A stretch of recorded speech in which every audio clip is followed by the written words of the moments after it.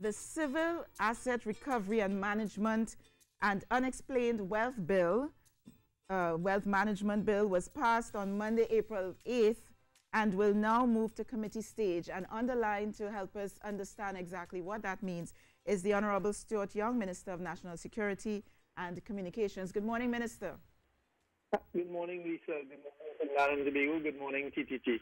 Thank you so much for joining us this morning. I know you have a press conference later today, but just to give a little understanding to the people of Trinidad and Tobago before the press conference, 3 times lucky, and after 60 amendments, the Unexplained Wealth Bill, as it's being called in short, has been passed. What does this mean for the people of Trinidad and Tobago?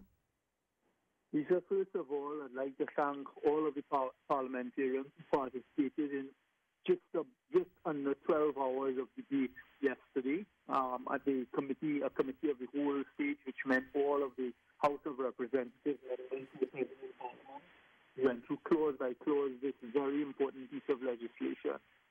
What this piece of legislation does now, it allows law enforcement through the Trinidad and Tobago Police Service, from the Commissioner of Police and up to the rank of above Inspector, as well as the Comptroller of Customs and Excise and the Chairman of the Board of Inland Revenue, to really have some teeth in the fight against white-collar corruption in particular.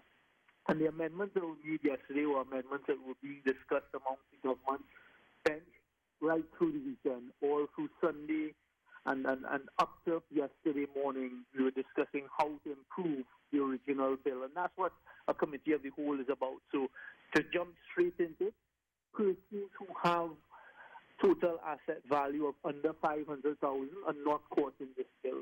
So what they call the small people, the small man, they're not caught by this piece of legislation. So to take that fear factor out of it, that is one of the amendments that came with yesterday and that was agreed to and passed. The second thing is, this is only for criminal investigations that are linked to serious crimes, such as participation in an organized criminal group and racketeering, fraud, corruption and bribery, illicit arms trafficking, illicit trafficking in stolen and other goods, counterfeiting currency, murder, grievous bodily harm, kidnapping, illegal restraint, robbery or theft. Importantly, tax crimes relating directly to tax and indirect taxes, forgery, extortion, piracy, insider trading, market manipulation. So this is not for just the average crime. These are for serious crimes, and in particular crimes that we regularly call white-collar crimes. And what it allows those 3 institutions, Customs and Excise, Board of Inland Revenue, and the Police Service to do now, once they have criminal investigations ongoing linked to one of these serious crimes, some of which I've just mentioned, they can do 2 things. First of all, and in my view, very importantly, they can look at someone and say, listen, how did you get that wealth? Right? They're conducting a criminal investigation, let's say, with respect to kidnapping. So there's someone that they suspect of kidnapping. This person on the face of it appears not to have a job, but is living in a mansion, driving expensive cars, spending loads of money. They can now go, if you have a criminal investigation ongoing, go to court. So you go to court and you say, I would like Mr. X, Mr. Big, to explain how he or she got that wealth. One of the things we said is once that order is served on them within a specific period of time, 7 days, they must then explain to the court in a form how they got their wealth. If the person got their wealth legitimately and provide an explanation to the court, that could bring the matter to an end. If not, then it goes further, and you can go for the seizure and the forfeiture of the assets, which is why it's called civil asset forfeiture.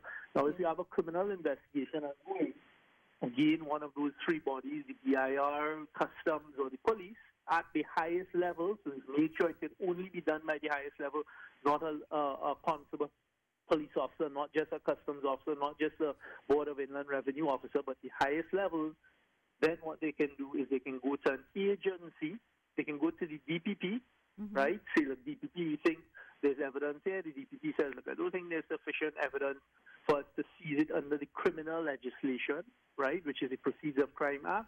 Right. But I think you could go to the agency and they set up an agency, which is 3 persons, and we've made it very, very independent how those persons come to be. And then that agency can now pursue what we call civil asset forfeiture. So they can go after those same assets, the boats, they can go after the planes, they can go after the cars, they can go after the properties of persons where criminal investigation has been ongoing of those serious crimes, some of which I just listed. Yes. So what it does for the first time, it allows us, not us, when I say us, not the government, but allows us as the people of Trinidad and Tobago, the law-abiding citizens of Trinidad and Tobago, to really fully Chairman of the Board of Inland Revenue, the Comptroller of Customs and Excise, and the Commissioner of Police, down to the rank of an assistant superintendent, to go after the money in the crime and not have to wait on a civil conviction, which is what the criminal law. So they don't have to wait to go through a preliminary inquiry, to go through a high court, to go through a court of appeal, a privy council. As we know, there's a certain case before the Magistrates Court of Trinidad and Tobago for 20 years. 20 years, one of the biggest corruption cases, and it has gone nowhere. This now allows them to move very, very quickly, but there's certain protections. And most importantly, Lisa, it doesn't affect the persons who have an overall asset and wealth base of less than $500,000, Yes. 500,000. And Minister, just sort of wading through the bill, and I know that over the next few days we're going to break it down even further for members of the population. You mentioned assets, and some of these assets refer to property, very interestingly mixed property, and interest and funds spent that may not necessarily be in possession to the owner, but may have been passed on in terms of acquiring profits through funds raised through criminal activity, correct?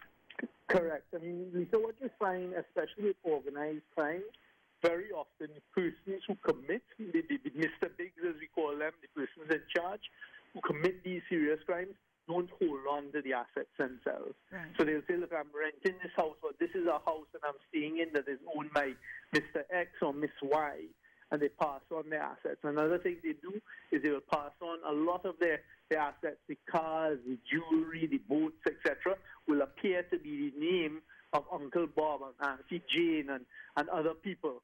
No, what this allows us to do is to rally, again, us meaning those three bodies, Customs and Excise, Board of Inland Revenue, the police, on behalf of us, the people of Trinidad and Tobago, that allows them to go after the assets. So again, the person will now have to explain, Auntie Jane, Uncle Bob will have to explain, well, yes, I came into being with that $10 million mansion. I never worked a day in my life because, and then they have to explain.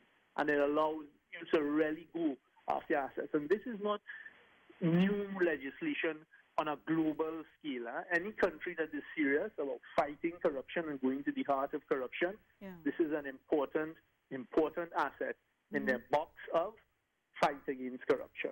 Minister, I want to congratulate the government and the opposition for coming together to pass this bill in the best interest of the country. What happens now?